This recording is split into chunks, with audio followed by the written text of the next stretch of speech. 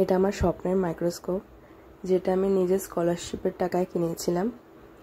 বিএসসিতে rank ভালো হয়েছিল বলে তখন আমি ওখান থেকে স্কলারশিপ পাই, গভর্নমেন্ট স্কলারশিপ। তারপর ওখান থেকে আমার মাইক্রোস্কোপ কিনি। এই মাইক্রোস্কোপের দুনিয়ায় আমি সবসময় ডুবে থাকি, সবসময় কিছু না কিছু এক্সপেরিমেন্ট করতে থাকি।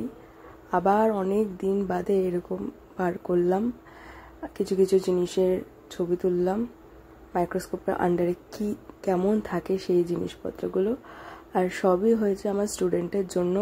যবে থেকে আমি স্কুলে জয়েন করেছি ম্যাথস টিচার হিসাবে, তো তখন সব স্টুডেন্টরা আমাকে বলে যে প্লিজ ম্যাম আপনি এক্সপেরিমেন্টগুলো আবার শুরু করুন প্লিজ, আর আমাদেরকে দেখান, আমরা শিখতে চাই, আমরা জানতে চাই।